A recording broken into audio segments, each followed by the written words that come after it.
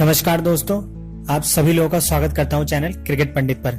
तो चलिए 13 मई को खेले जाने वाले मुकाबले की टीम विन प्रेडिक्शन की बात करते हैं। तो दोस्तों ये मुकाबला गुजरात लायंस और सनराइजर हैदराबाद के बीच खेला जाएगा ग्रीन पार्क कानपुर में, और ये मैच शाम को 4 बजे प्रसारित होगा। और दोस्तों जिन्होंने भी हमें सपोर्ट किया है और सपोर्ट कर रहे हैं उन सभी को थैंक्स देना चाहूंगा, और जो भी हमारे साथ नए सब्सक्राइबर जुड़े हैं उन सभी को भी धन्यवाद देना चाहूंगा। और साथ ही साथ आप सभी लोगों से बात कहना चाहूंगा कि हम अपनी तरफ से पूरी कोशिश करते हैं कि आपको एक अच्छी प्रेडिक्शन दें और साथ ही साथ मैच का एक अच्छा एनालिसिस भी दें और साथ ही साथ अपना पॉइंट ऑफ व्यू भी बताएं। लेकिन हम हर बार सही हो ऐसा नहीं हो सकता, तो कभी कभी कुछ लड़कों के मैसेजेस आते हैं थैंक्स, और फिर बाद में उन्हीं के कभी कभी अब्यूजिव मैसेजेस भी आते हैं। मैं सभी की बात नहीं कर रहा हूं, सिर्फ कुछ लोगों की बात कर रहा हूं। और मैं आप सभी लोगों से बात कहना चाहूंगा कि ये तो एक मैच है, और मैच में टीम कैसा परफॉर्म करती है और लास्ट मोमेंट में क्या होता है ये तो ग्राउंड पे डिसाइड होता है। आप उससे पहले सिर्फ प्रिडिक्ट कर सकते हैं। और जो भी ये वीडियो पहली बार सुन रहे हैं उनसे ये रिक्वेस्ट करूंगा कि आप प्लीज रेड बटन को क्लिक करिए और साथ ही साथ हमें सब्सक्राइब करिए, और हमारे आप सोशल मीडिया अकाउंट से भी जुड़ सकते हैं जो कि डिस्क्रिप्शन में है। तो चलिए दोस्तों अब मैच की बात करते हैं। तो दोस्तों दिल्ली और जो match rising Pune super giant के बीच हुआ था उसमें जब दिल्ली ये मैच जीत चुकी है तो इसकी वजह से पॉइंट्स टेबल काफी खतरनाक स्थिति में आ चुका है, और अब कोई भी पॉसिबिलिटी हो सकती है। क्योंकि अगर मैं इस मैच से रिलेटेड बात करूं तो सनराइजर हैदराबाद 13 मैचों में 15 पॉइंट के साथ है, और वहीं गुजरात लायंस 13 मैचेस में 8 पॉइंट्स के साथ है।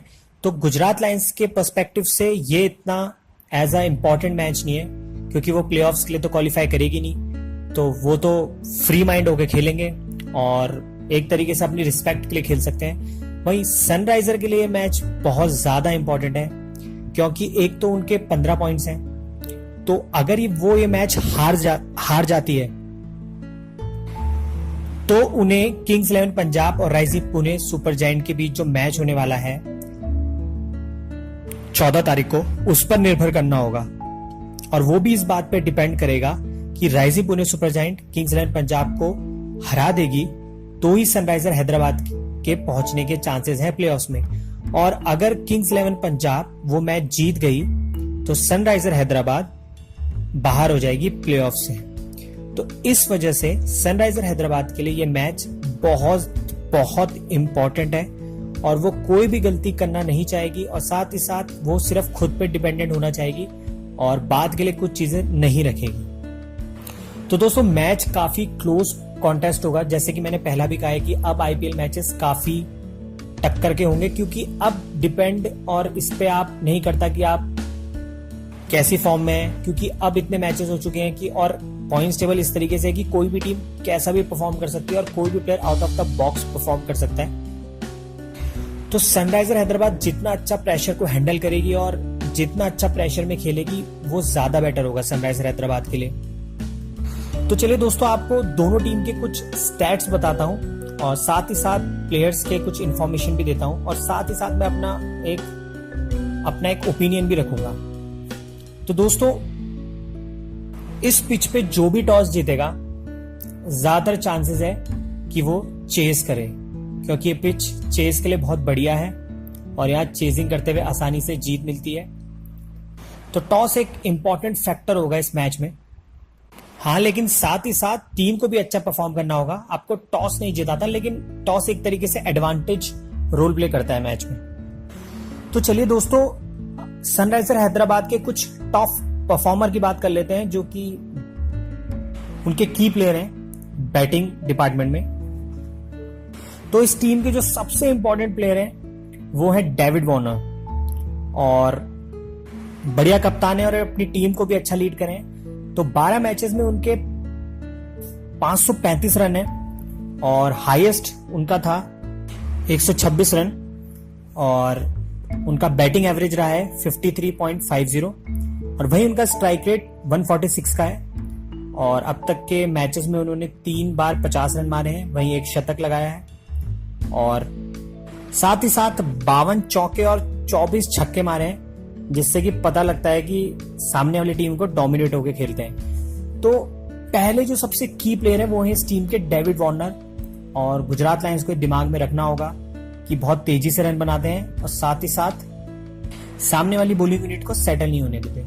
उसके बाद जो इनके सेकंड की प्लेयर हैं और वो भी ओपनिंग करते हैं टीम से, तो वो है शिखर धवन।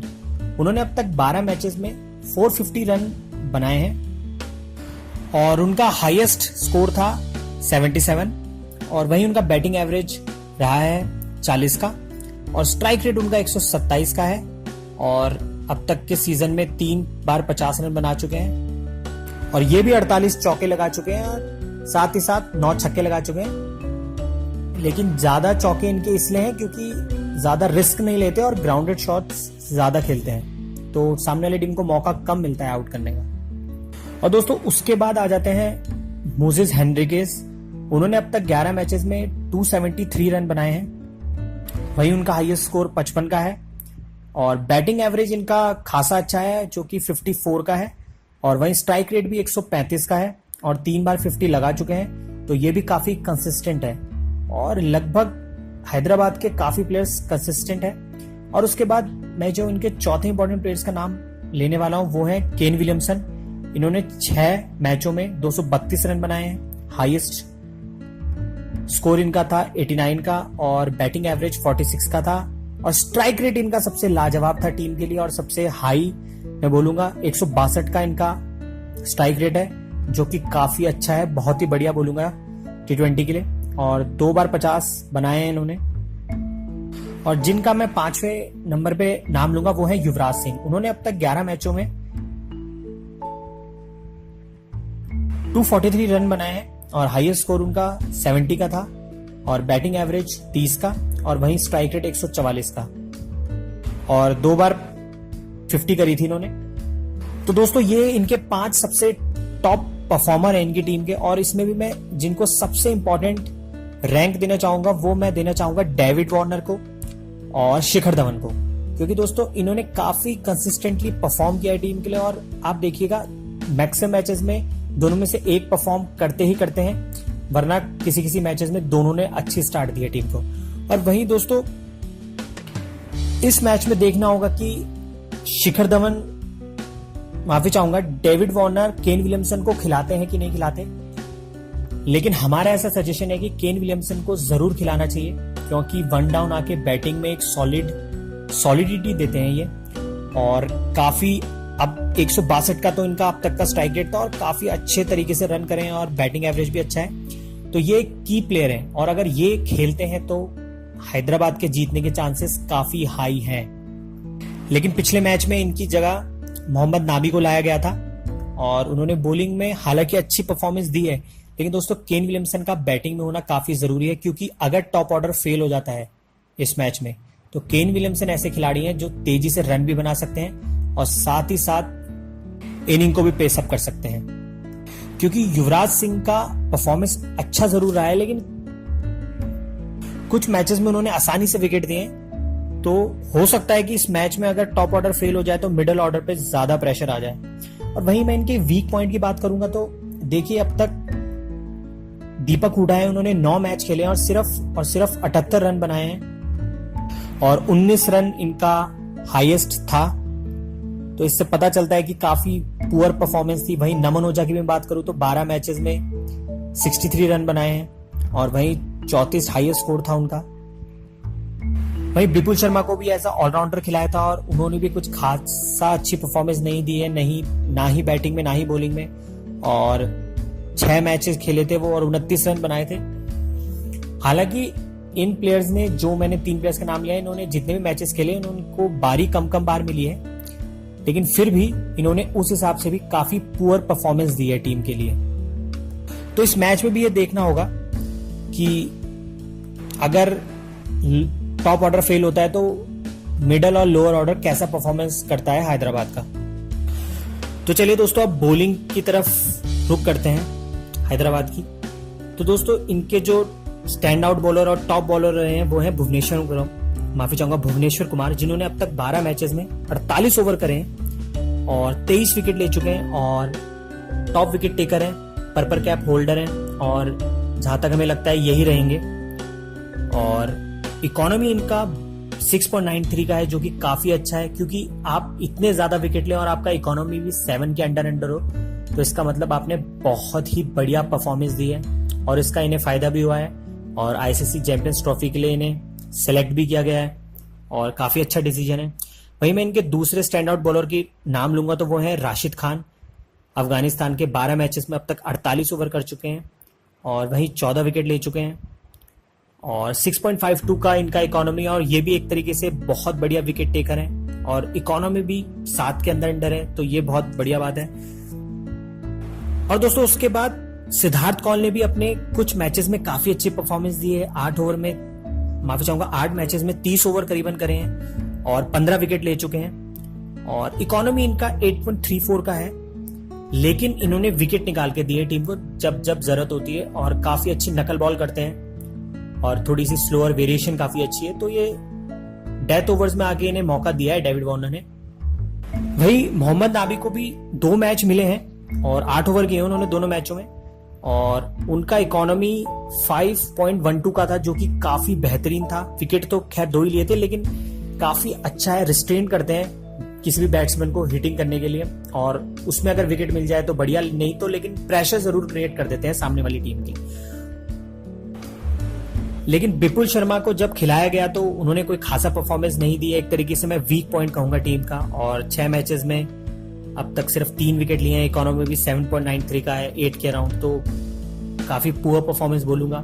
वहीं मोजेस हेनरिकेज इनके एक ऐसे बॉलर हैं जो कि बीच बीच में आके ओवर्स करते हैं और कोई अगर बॉलर ज्यादा रनों के लिए चले जाते हैं तो उनके ओवर्स निकाल देते हैं। तो 11 मैचेस में इनको 1 ही विकेट मिला है और 23 ओवर करे हैं उन्होंने इन 11 मैचेस में और इकोनॉमी भी 10.26 का है, तो ये भी कोई ऐसा बॉलर नहीं है, लेकिन तब बॉलिंग करते हैं जब कोई बॉलर ज्यादा रनों के लिए जाता है। तो एक तरीके से अगर मैं सनराइजर हैदराबाद की वीक पॉइंट की बात करूं तो मैं कहना चाहूंगा कि लोअर ऑर्डर और मिडिल ऑर्डर थोड़ा सा सनराइजर का वीक बोलूंगा। वैसे तो डेविड वार्नर काफी अच्छी लय में, और दोस्तों बहुत ही कम बार ऐसा होगा कि डेविड वार्नर नहीं चलेंगे और मैक्सिमम अभी तक जितने मैचेस बचे हैं, अगर प्लेऑफ्स के लिए क्लियर करती है हैदराबाद तो डेविड वार्नर चलेंगे ही चलेंगे। लेकिन अगर वो इस मैच में नहीं चलते हैं तो फिर लोअर ऑर्डर मिडिल ऑर्डर पे नजर रखनी होगी। तो मिडिल ऑर्डर इनका थोड़ा सा वीक है और वहीं केन विलियमसन को हर हालत में खिलाना होगा इन्हें ये मैच, क्योंकि आप मोहम्मद नबी को ड्रॉप कर सकते हैं और आप केन विलियमसन को खिला सकते हैं। तो दोस्तों शायद से इस मैच में युवराज सिंह भी ना खेलें, क्योंकि ऐसा पता चला था कि वे थोड़े से अनवेल हैं और अनफिट हैं, तो शायद से, पक्का नहीं कहूंगा कि वो मिस करेंगे, लेकिन शायद से वो मैच मिस करें। तो अगर वो मैच मिस करते हैं तो देखना होगा कि डेविड वार्नर उनकी जगह किसको खिलाते हैं। और अगर बॉलिंग यूनिट में इनकी वीक पॉइंट की बात करूं तो एक तरीके से मोहम्मद सिराज थोड़ी सी एक कमजोर कड़ी है और वहीं मोजेस हेनरिकेज भी इनकी एक कमजोर कड़ी है। और बाकी बॉलिंग यूनिट में स्ट्रॉन्ग यूनिट में बोलूंगा भुवनेश्वर कुमार भुवनेश्वर कुमार और राशिद खान काफी स्टैंड आउट बॉलर हैं और ये 2 की परफॉर्मर होंगे इस मैच के। तो चलिए अब दोस्तों गुजरात लायंस की बात करते हैं और उनकी बैटिंग डिपार्टमेंट की बात करते हैं। तो उनके सबसे टॉप परफॉर्मर रहे हैं सुरेश रैना। 13 मैचेस में अब तक 440 रन कर चुके हैं, हाईएस्ट इनका 84 है और एवरेज इनका 44 का है। वहीं स्ट्राइक रेट इनका 145 था और 3 बार 50 करी थी इन्होंने इस बार आईपीएल में। तो ये टॉप परफॉर्मर रहे हैं गुजरात लायंस के लिए। और उसके बाद जिनका मैं नाम लूंगा वो है दिनेश कार्तिक। 13 मैचेस में अब तक 361 रन बना चुके हैं, हाईएस्ट 65 का है और एवरेज 40 का है। वहीं स्ट्राइक रेट 139 का है और 250 कर चुके हैं इस आईपीएल में। और वहीं तीसरे इनके टॉप परफॉर्मर थे ब्रेंडन मैककलम, जो कि अब बाहर हो चुके हैं, लेकिन अब तक उन्होंने 11 मैचेस में 319 रन बनाए थे और हाईएस्ट स्कोर उनका 72 का था। और स्ट्राइक रेट लाजवाब था दोस्तों 147 का स्ट्राइक रेट था और 2 बार 50 कर चुके थे। तो इन्होंने काफी अच्छी परफॉर्मेंस दी है। वहीं उसके बाद मैं नाम लूंगा एरन फिंच का, जिन्होंने 12 मैचेस में अब तक 297 रन करे हैं और इन्होंने भी 72 इनका हाई स्कोर है। और स्ट्राइक रेट इनका सबसे लाजवाब था पूरी टीम में, 167 का स्ट्राइक रेट था और ये भी 250 कर चुके हैं। लेकिन दोस्तों गुजरात लायंस की सबसे बड़ी प्रॉब्लम थी कि इन्होंने शुरुआत से इन्हें ये नहीं पता चला कि इन्हें ओपनिंग पेयर किनको रखना चाहिए, क्योंकि एक तरीके से काफी ट्राई आउट करते थे और काफी ओपनिंग थी। कभी ड्वेन स्मिथ से ओपन कराया है, कभी फिंच से कराई है, कभी मैककलम से कराई है, कभी जेसन राय को रखा है। तो दोस्तों ये टीम थोड़ी सी कंफ्यूज रही है शुरुआत से और इसका खामियाजा भी भुगतना पड़ा। और दोस्तों हमने पहले भी कहा है कि ड्वेन स्मिथ एक ओपनिंग ही खिला सकते हो आप इन्हें अगर लोअर ऑर्डर में, मिडिल ऑर्डर में लाओगे तो ये वैसे बैट्समैन नहीं है, क्योंकि एक तरीके से 30 यार्ड सर्कल को थोड़ा सा ऊपर से मारते हैं। मत कहने का मतलब है कि 30 यार्ड सर्कल के ऊपर से हिट करते हैं और काफी रिस्क लेते हैं शॉट्स में। तो ये एक ऐसे खिलाड़ी हैं जो पावर प्ले का एक सही तरीके से यूज कर सकते हैं। और इन्होंने अब तक 11 मैचेस में सिर्फ और सिर्फ 185 रन बनाए हैं और 74 इनका हाईएस्ट स्कोर है और स्ट्राइक रेट 150 का है, लेकिन एवरेज 18 का है। तो इससे आप अंदाजा लगा सकते हैं कि 11 मैचेस में 185 रन रहे हैं तो उसका क्या कारण है। उसका ये कारण है कि इन्हें नीचे खिलाया गया है मैक्सिमम टाइम, और जैसा कि अब इन्हें थोड़ा सा ऊपर खिलाया गया है तो इन्होंने कुछ मैचेस में अच्छा परफॉर्म करके दिया है। और गुजरात लायंस की एक और अच्छी बात रही कि उन्होंने ईशान किशन को ऊपर खिलाना शुरू किया है, क्योंकि ईशान किशन भी ऐसे प्लेयर नहीं है जो कि नीचे आके पहली बॉल से हिटिंग करें। इन्हें भी आप ऊपर खिलाएंगे तो बेहतरीन है। और ईशान किशन ने अब तक 10 मैचेस में 216 रन करे हैं और 48 इनका हाईएस्ट स्कोर है। वही इनका स्ट्राइक रेट 130 का है। लेकिन दोस्तों इनके सबसे की प्लेयर्स इस मैच के रहेंगे एक तो ड्वेन स्मिथ और एक एरन फिंच। और मैं एक बार, और सुरेश रैना दोस्तों, ये भी काफी इंपॉर्टेंट प्लेयर है। और दोस्तों मैं फिर से एक बार कहना चाहूंगा कि एरन फिंच को 1 डाउन ही भेजना चाहिए, और कई बार एरन फिंच को नीचे लाया गया है और उन्होंने रन भी करे हैं। लेकिन एरन फिंच एक ऐसे प्लेयर है जिनको आप 1 डाउन भेजेंगे, क्योंकि थोड़ा सा टाइम लेते हैं सेटल होने में, फिर अपनी इनिंग को पेस अप करते हैं और हिटिंग करते हैं। और सुरेश रैना एक ऐसे बल्लेबाज है जो पहली बॉल से भी हिटिंग कर सकते हैं। तो अगर ये 1 डाउन से थोड़ा नीचे भी आ जाए तो ये सेकंड डाउन आराम से खेल सकते हैं। और ब्रेंडन मैककलम और एरन फिंच ऐसे खिलाड़ी थे जिन्होंने इस टीम से सबसे ज्यादा छक्के मारे थे, और लगभग ब्रेंडन मैककलम ने 18 छक्के, वहीं एरन फिंच ने 19 छक्के मारे थे। तो इससे पता चलता है कि एरन फिंच काफी इंपॉर्टेंट प्लेयर है। वही दोस्तों अगर इनके वीक पॉइंट की बात करूं तो फॉकनर और रविंद्र जडेजा इनके थोड़े वीक पॉइंट रहे हैं बैटिंग डिपार्टमेंट में, क्योंकि एज अ ऑलराउंडर खेलते हैं। और रविंद्र जडेजा ने तो अब तक 11 मैच में सिर्फ और सिर्फ 138 रन करे हैं और हाईएस्ट स्कोर उनका 28 का है और स्ट्राइक रेट 139 का है, लेकिन रन बिल्कुल नहीं करे इस सीजन में। और काफी बढ़िया प्लेयर है और इंटरनेशनल प्लेयर है, काफी टाइम से खेल रहे हैं। तो इस टूर्नामेंट में इनका ये बहुत बुरा परफॉर्मेंस था। वहीं फॉकनर ने भी अपने 7 मैचों में सिर्फ और सिर्फ 46 रन करे हैं और 97 का स्ट्राइक रेट था, 100 के पार भी नहीं था। और वहीं बैटिंग एवरेज इनका 15 का था और हाईएस्ट स्कोर फॉकनर ने सिर्फ 21 रन बनाए थे। तो इससे पता चलता है कि जडेजा और फॉकनर एक तरीके से वीक पॉइंट रहे हैं, और साथ ही साथ ओपनिंग पेयर का सेटल ना हो पाना भी इनके लिए काफी एक वीक डिपार्टमेंट रहा है। वहीं दोस्तों बॉलिंग डिपार्टमेंट की बात करूं तो इनके बहुत बढ़िया बॉलर थे एंड्रू टाई, जो कि इंजरी के कारण बाहर हो गए थे, लेकिन उन्होंने 6 मैच में 21 ओवर करे थे और 12 विकेट लिए थे और एक तरीके से टॉप विकेट टेकर लिस्ट में थे उस टाइम ये, और हो सकता था कि ये पर्पल कैप होल्डर हो, और लेकिन इंजरी के कारण बाहर हो गए। और इनका इकोनॉमी 6.71 का था, जो कि बहुत ही बढ़िया था। और इसके बाद अगर मैं इनके बॉलिंग यूनिट की बात करूं तो इनका बॉलिंग यूनिट बिल्कुल ही भी अच्छा नहीं है। किसी ने भी कोई खासी परफॉर्मेंस नहीं दी है। सबको ट्राई आउट कर चुके हैं रहना, जैसे कि प्रवीण कुमार को भी कुछ मैच खिलाया, 5 मैच खिलाए, 12 ओवर कराए, लेकिन सिर्फ 4 विकेट निकाले उन्होंने। और आप इकोनॉमी भी देखते रहिए, मैं आपको बताता रहूंगा। 10.32 का इनका इकोनॉमी था। फिर उसके बाद धवल कुलकर्णी को भी ट्राई किया, 6 मैच खेले उन्होंने, 18 ओवर किए और सिर्फ 3 विकेट लिए। साथ ही साथ 9.18 का इनका इकोनॉमी था। उसके बाद फॉकनर भी खेले, 7 मैच खेले वो, और सिर्फ 6 विकेट निकाले और 9.61 का उनका इकोनॉमी है। और अंकित सोनी 6 मैच खेले, 16 ओवर कराए और सिर्फ 2 विकेट लिए और 7.06 का इकोनॉमी था। तो आप देखेंगे कि, और बेसिल थम्पी इनके जो बॉलर हैं, 12 के 12 मैच खेले लेकिन, और 44 ओवर कराए, लेकिन सिर्फ 11 विकेट निकाले। हाँ, विकेट जरूर निकाले उन्होंने पूरी टीम के, अगर आप परफॉर्मेंस देखेंगे उस हिसाब से। और लेकिन इकोनॉमी उनका 9.49 का था, जो कि बहुत ज्यादा है। और उसके बाद सांगवान को भी ट्राई किया, 4 मैच खेले वो, 10 ओवर किए और 5 विकेट लिए और 10.28 का इकोनॉमी था। तो आप इनकी अगर बॉलिंग यूनिट में इकोनॉमी देखेंगे तो सबका 9 पॉइंट कुछ है, 10 पॉइंट है। सिर्फ एंड्रयू टाई एक ऐसे बॉलर थे जो इनके लिए काफी अच्छी परफॉर्मेंस दे रहे थे। तो इनका बॉलिंग डिपार्टमेंट पूरा का पूरा वीक है और आप किसी भी बॉलर को नहीं कह सकते कि ये एक तरीके से इंपॉर्टेंट बॉलर है एक तरीके से।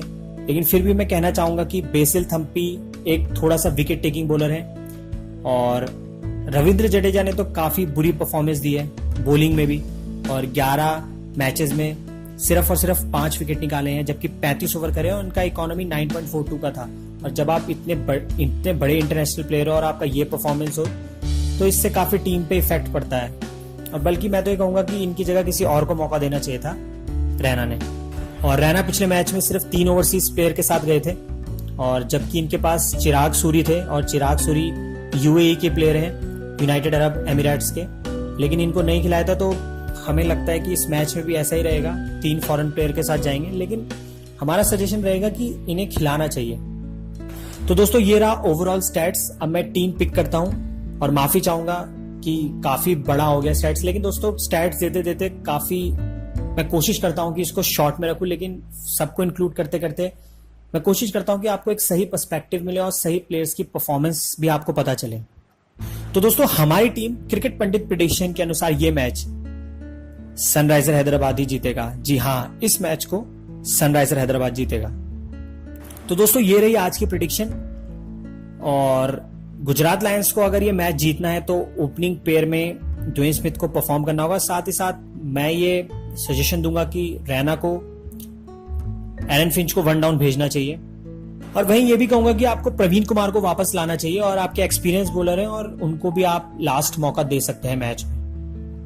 वहीं सनराइजर की बात करूं तो बॉलिंग में वापस से भुवनेश्वर और राशिद को परफॉर्मेंस देनी होगी और वहीं डेविड वार्नर को भी इस मैच में काफी अच्छा खेलना होगा क्योंकि उन पर काफी बढ़िया निर्भर करेगा। और दोस्तों मैच काफी टक्कर का होने वाला है क्योंकि हाई स्कोरिंग होगा और ग्राउंड पिच काफी अच्छी है और काफी हाई स्कोरिंग होने वाला होगा। लेकिन गर्मी बहुत होगी क्योंकि 4 बजे के अराउंड मैच होगा। तो देख ये भी एक स्ट्रेंथ वाला टास्क होगा प्लेयर्स के लिए।